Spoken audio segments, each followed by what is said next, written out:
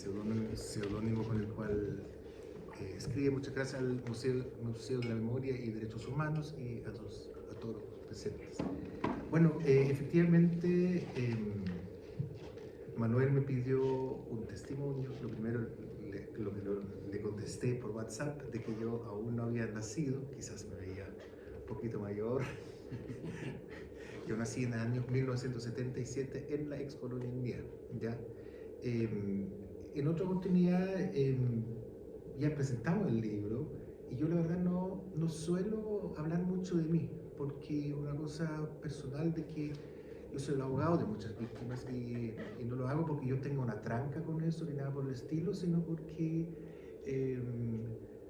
para no confundir los roles, ¿ya? Entonces, en este libro, por primera vez yo hablo de la perspectiva personal y tal como Manuel dice, uno nació en dos dictaduras y lo describo como que uno nació dentro de una habitación, dos cárceles en una, y además una gran cárcel mental, porque es muy difícil de entender cómo nos criaron en la excolonia. O sea, lo voy a contar con una anécdota, para que se vea es tragicómica y es personal.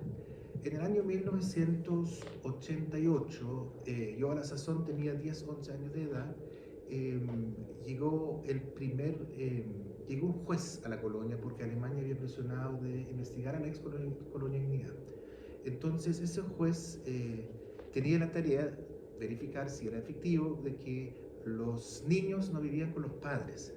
Entonces nos contaron los niños en un lugar, dos jerarcas de la ex colonia Unidad, y decían: mira, viene un señor que es muy malo, que nos quiere hacer daño, que es un juez.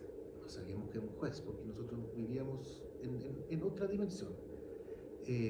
Nos explicaron que es un tribunal, no sabía que era un tribunal, pero lo más trágico era cuando decían: y les va a preguntar quién es su padre y quién es su madre. Y nosotros no sabíamos ni siquiera quiénes eran nuestros padres ni madres, sino que es un padre y que es una madre. Entonces yo le pregunté: ¿qué es padre? Y hasta el jerarca se miraba con otros, así como, ellos ahí como que chocaron porque ellos todavía tenían cultura de Alemania normal, de lo que era una familia. Nosotros no lo sabíamos. Al nivel, ustedes no se imaginan que yo tengo dos apellidos que a esa edad no sabía que tenía apellidos. A ese nivel. Entonces, llegó esos dos jerarcas y decían: bueno, este señor, ese juez muy malo, les va a preguntar los nombres de ustedes. ¿Cómo te llamas tú? Erich, ya. Contar Erich y sus apellidos. Marcos y sus apellidos. Christoph y sus apellidos. Y lo sabían. Y era tan extraño que cuando llegaron a mí, ni ellos sabían cuál era mi nombre completo. Y el otro les dice: oye, ¿ese quién es? Así delante mío, yo como un chico ahí delante de ellos, así. Y le dicen: no, tú eres Winfried Hempel. Sí, es un Hempel, así. Y así me enteré. Dije: hay un señor que se llama Heinrich Hempel, ¿qué relación tengo con él? Y ahí nos explicaron cómo funciona la familia. Es así de impresionante. Ni sabía, habían dos hermanos míos y dos hermanas menores que yo no sabía que eran hermanos míos, y nos explicaron eso. Luego, cuando llegó ese juez, nos llevaron a una casa apartada y decían: mire, aquí vamos a jugar a ser colegio. Entonces nos pusieron adelante un señor y decían: mire, cuando llegue ese magistrado, ese ministro en visita, ustedes hacen como que están sentados en el colegio y él les hace simular en clase, ¿ya? Eso solo a modo de ejemplo, y por eso, sin extenderme mucho en mi relato, yo describo por primera vez, o sea, yo tengo derecho a reírme de eso porque yo soy protagonista de eso, pero la verdad es tragicómico en el sentido de la palabra, porque llegó a un nivel, la maldad y la estupidez de los adultos que colaboraban en la colonia. Eso siempre lo extraño en esos sistemas. Si usted hoy día va a la colonia y habla con adultos de la época, son esos típicos adultos que hasta el día de hoy no se cuestionan nada. Hicieron y deshicieron en la ex excolonialidad como quisieron. Entonces, bueno, yo describo ahí, volviendo al libro, cómo nacimos, cómo fue el sistema de colegio, cuento algunas anécdotas, por ejemplo, yo nací en el 77 y recuerdo el plebiscito del 1980, porque teníamos una tía institutriz, y describo el relato, quien ese día dijo había que ir a votar por un señor que se llamaba Pinochet. Y recuerdo perfectamente que ella volvió con el dedo azul y la tinta, parece que en esa época, recuerdo por lo menos, la tenía como una semana, no sé si no se lavaba porque estaba bien orgullosa de la tinta en el dedo, de haber votado por Pinochet en esa época. Es mi primer recuerdo y de ahí parte el relato de cómo nosotros vivimos en esa doble cárcel, y una cárcel que no como una mini dictadura dentro de una dictadura nacional, que en definitiva no termina en el 1988 como en Chile, sino que se extiende. El presidente Patricio Aylwin cancela la personalidad jurídica en el 1990 y curiosamente ese género no termina y escandalosamente subsiste hasta el día de hoy. Obviamente no es lo mismo que lo que era antes, pero hoy día vive en la excolonialidad una mezcla muy extraña de víctimas mezclados con victimarios, gente que no tiene la fuerza ni la energía para salir de ahí. Otro grupo importante vive en Alemania, porque en Alemania existe un sistema de protección social en el cual ellos pueden vivir mínimamente en viviendas sociales que le da el Estado, pero obviamente viviendas sociales europeas que son bastante mejores que una casa serbia aquí, y ahí viven y sobreviven hasta el final de sus días, muchos sin hijos, porque Schaeffer les prohibía los matrimonios, y después de que Schaeffer saliera de la colonia en el 97 había una avalancha de matrimonios, pero ya todos fuera de edad fértil. Entonces es triste la existencia de ellos, y yo pertenezco a una generación que todavía salimos así como al filo del... Yo salí exactamente a los 20 años de edad y pudimos rehacer nuestra vida. Entonces, pero hay una tragedia humana ahí, de un grupo de gente que la verdad no eran tantas personas, porque en el mejor, en el momento que la colonia más habitantes existían 350 colonos, de los cuales hoy día existen la mitad, pero no se puede contabilizar la tragedia humana por la cantidad de víctimas que todavía subsisten, ¿ya? Entonces es bien complejo el tema. Yo trato de aterrizarlo de alguna forma en pocas páginas en el libro, trato de conectarlo también con la mentalidad con la cual nosotros que crecíamos dentro de la excolonialidad. Uno a mí me puede decir, oye, tú cuando saliste de la colonia eras de derecha. Entonces, ¿era yo de derecha si nunca había escuchado en mi vida de otra cosa? Obviamente nosotros no teníamos ninguna forma de comparación, nosotros no teníamos en la colonia, no sabíamos ni de historia, no sabíamos nada de nada. Éramos animales de carga de trabajo con una formación de colegio mínima para leer y escribir, sumar y restar. Y esas clases las daban algunos profesores con libros antiguos que habían traído como refugiados de Alemania, y nos hacían matemática, el profesor el albañil, historia la hacía el carpintero, y eso según el clima. Cuando llovía nos encerraban en unas salas y hacían unas clases, pero ojo, las pruebas draconianas, porque tenías que tener exactamente todo y no se aceptaba menos que un 7, ¿ya? Entonces, describo también la relación de la excolonialidad con la dictadura, ¿ya? Porque hay una doble moral en la excolonialidad hasta el día de hoy, ¿ya? Siempre se dice que la colonia puso a disposición de los militares a las instalaciones de la colonia para violar, o sea, torturar, fusilar y hacer desaparecer presos políticos, ¿ya? Y eso es la mitad de la verdad. La otra mitad es que hay un gran secreto a voces y que ningún colono lo quiere asumir, ningún colono adulto quiere asumirlo, y la verdad todos sabían, por lo menos todos sabían, y todos veían eso como una especie de mal necesario dentro de su extraña visión, ni siquiera evangélica, sino que creencia religiosa, porque no quiero decir ni siquiera cristianismo, porque no es cristianismo eso, aunque ellos lo digan. Su extraña visión religiosa mezclada con su extraña visión política, y y en ese sentido todos sabían lo que pasaba. O sea, anécdotas, porque con las anécdotas nosotros que nos llegan obviamente información privilegiada después porque hablamos con los viejos lo que se sabía. Por ejemplo, un arquitecto que murió diciendo yo no sabía nada, pero bueno, y yo lo escribo aquí, él tenía su oficina encima de la bodega Papas y abajo se torturaba desde la puesta del sol hasta la salida del sol. Entonces él se quejaba con Schaeffer de que no podía concentrarse por los gritos de las torturas. Y lo tomaba como, ya, y se cambiaron los horarios, se hicieron los ajustes pertinentes, como dicen las empresas, y él seguía trabajando tranquilamente, ¿ya? Y hace poco, nosotros vamos todos los años a la bodega Papas, y le pregunté a un colono ahí que está, porque se sensibilizan igual con las idas a la colonia y todo eso, le digo, y precisamente es un hermano del Dr. Hoppe, ¿ya? Pero ahí el tema quién es hermano, no corre tanto, ¿no? Como nosotros en la colonia tú puedes tener el padre de una forma, el hijo de otra, incluso el papel de víctimas, victimarios atraviesa las familias, incluso los matrimonios, ¿ya?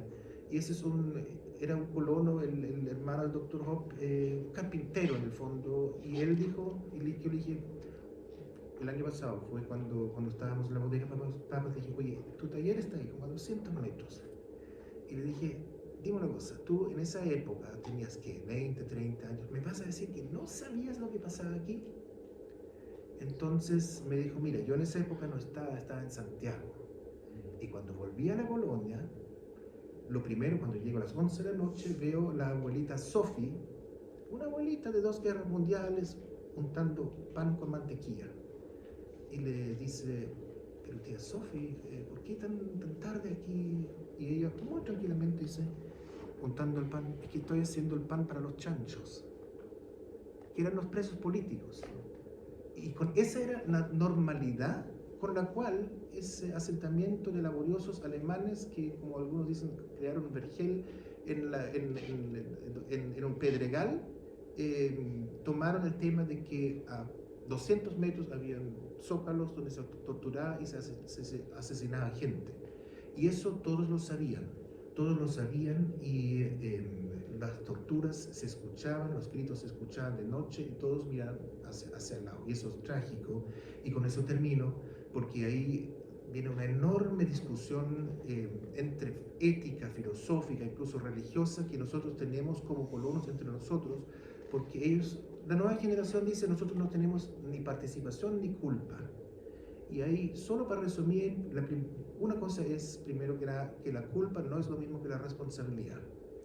Y la responsabilidad individual no es lo mismo que la responsabilidad colectiva.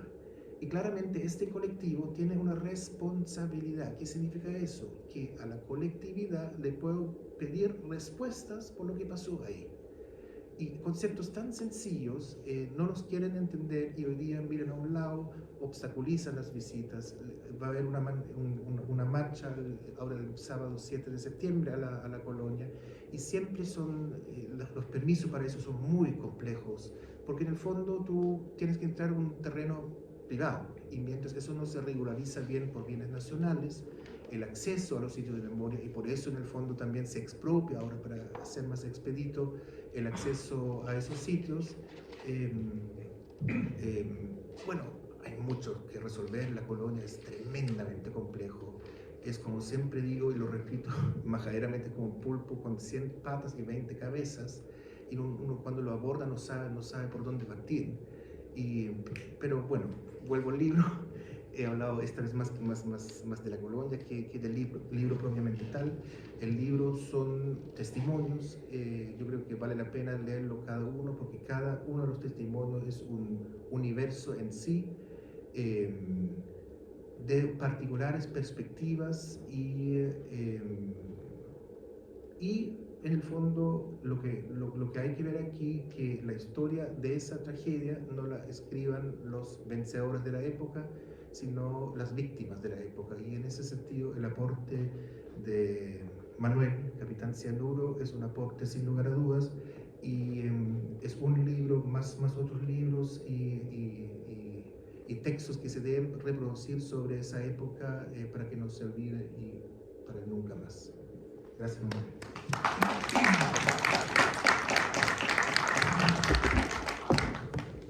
Magdalena, si nos quieres acompañar.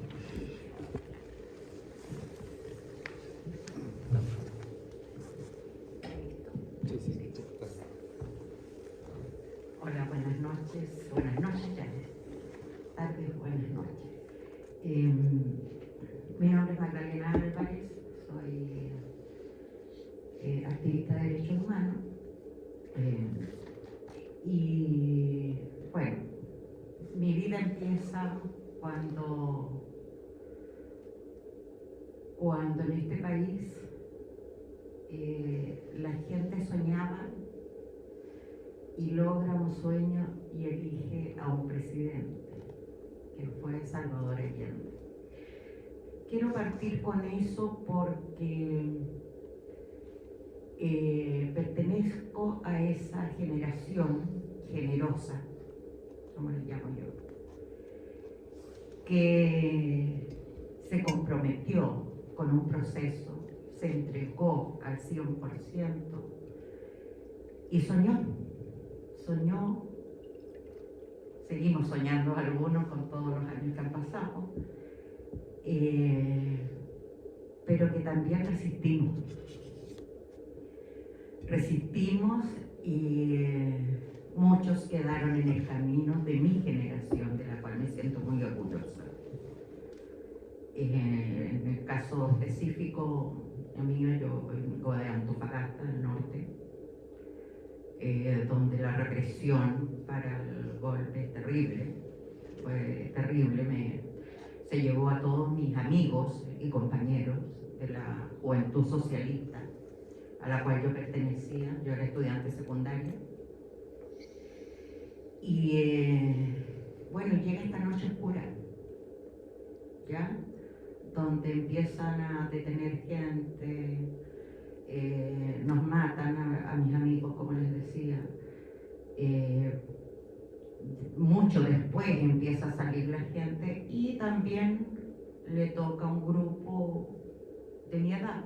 Yo tenía, como sale en el testimonio, dice, y yo tenía 18 años, el título. Como dirigente estudiantil, como socialista, me van a detener a las 9 de la mañana, llega el Servicio de Inteligencia Militar y me llevan a cuartel de investigaciones, con todo lo que significaba en la época, que era muy bruta la represión, era muy de mucho golpe, de mucha agresividad y de mucho odio también, o sea, porque ya tenían que eliminarte de alguna manera o castigarte, demostrarte que por lo que tú representabas, había que... Entonces empieza este proceso, que yo me voy a poner poco porque la idea es, voy a contar poco, la idea es que lean el libro. Llegando ya al cuartel empieza el cambio de actitud inmediatamente. O sea, me tiran a un calabozo lleno de barro, todo sucio. Y rápidamente empiezan los procesos de interrogatorio, tortura, abuso sexual, mucha agresividad, mucha. Y te dejaban descansar, pues te bajaban porque había que subir una escalera, te subían a culatazos y te bajaban a culatazos y te dejaban descansar un rato para después seguir de nuevo con este proceso. A mí me detuvieron el 7 de noviembre. Ya no estaba, afortunadamente ya había pasado, afortunadamente para mí, ya había pasado la caravana de la muerte, porque si no me habría ido con mis compañeros. Entonces yo digo que soy una sobreviviente. Ese fue el proceso. Yo tenía varios meses, tuve consejo de guerra, un consejo de guerra que a lo mejor las nuevas generaciones no lo entenderían, pero es exactamente igual que las películas que vemos del nazismo, con mesones, con manteles verdes, con el acusador. y que te enjuiciaban y tú sentada en una silla. Yo era niña, casi niña, o sea, me acuerdo que andaba de falda corta con la ropa que me habían tomado detenida, con calcetas, o sea, era prácticamente una niña. Y entonces todo eso es muy monstruoso, aparte de ya lo que ya habías vivido. Y mi consejo de guerra se produce el 26 de diciembre del 73, en el cual se pedían 10 años de prisión, 10 años de prisión, y, o 10 años a Puerto Cisne. ¿Ya? Yo era de Antofagasta, Puerto Cisne estaba en... Finalmente tuve un muy buen abogado que fue de los primeros, y esto siempre lo cuento porque no es menor, era un abogado de los que primero se ofrecen en regiones para empezar a defender a los presos políticos. Y me toca un abogado que me dice, no, yo me voy a jugar para lograr lo menos posible. Y efectivamente él se la juega hasta el máximo y logra que me releguen a Temuco por un año, firmando todos los días, o sea, de Antofagasta a Temuco, y firmando todos los días en Temuco, ciudad por cárcel, digamos. No podía moverme ahí hasta el año 75, que quedo con pena cumplida. Y me vengo a Santiago. Esa es otra historia que va a quedar en otro libro. Eso es lo que yo les puedo contar de mi experiencia. Lo demás lean el libro, porque igual no es fácil entregar los testimonios. Uno vive procesos largos para llegar a esa etapa. Yo hoy día en mi trabajo, trabajo con Fanny Collarolo en Derechos Humanos, la vicepresidencia, ella es vicepresidenta de Derechos Humanos, y todos los días estamos atendiendo situaciones similares de gente que aún no está en condiciones de relatar, porque son procesos muy difíciles y que necesitan mucho apoyo. Entonces, esto no obedece solamente a un tema que fue en un periodo determinado y ya pasó. Con Manuel estuvimos juntos en el lanzamiento de este libro el año pasado, en abril. Y yo ahí dije, me acuerdo que dije, este es el día que nunca debió haber pasado. Porque en el libro queda en evidencia los horrores que se vivieron, empezando incluso con la historia de Manuel, pequeño, que cuenta una historia de cuando él tenía 6 años, 7 años, y andaba en triciclo en su pueblo, cantando el Venceremos, esto ya después del golpe. Entonces uno piensa que las cosas solamente las vivió la gente adulta. Hay una generación de niños que los horrores de la dictadura se empezaron a vivir antes, ya sea con él, quédate callado, eso no se dice, no lo hagas, éntrate porque te pueden llevarlo. Entonces había ya una cultura del miedo y de terror, lo mismo que contaba nuestro pequeño en la otra dictadura que tenía acá en Colonia Dignidad. También fue un niño. Hay muchos niños que, al igual que Manuel, quedaron con historias y con traumas. Niños que no tenían nada que ver con nada, solamente porque vieron cuando se llevaban a un familiar, porque perdieron en el periodo de la dictadura. Me estoy acordando de un niño que yo conocí chiquito, que está allá, Camilo, ya como trabajadora de derechos humanos, me tocó estar de cerca en esa vivencia. Entonces son horrores que obviamente mientras podamos vamos a tener que denunciar, hacer memoria, dar a conocer y también apañar a aquella gente que está todavía en plan de búsqueda, que están en el norte viendo minas, donde hay detenidos desaparecidos que aún no aparecen, pero sí se sabe que hay historia.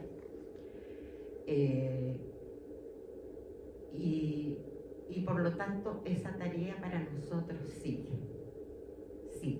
O sea, cuando tenemos un compromiso de derechos humanos, es de por vida. Por lo menos es lo que yo he vivido. Antes de terminar, quiero agradecer a Manuel, porque Manuel logra invitarme a este libro. Nosotros éramos amigos, pero de música, de otras historias.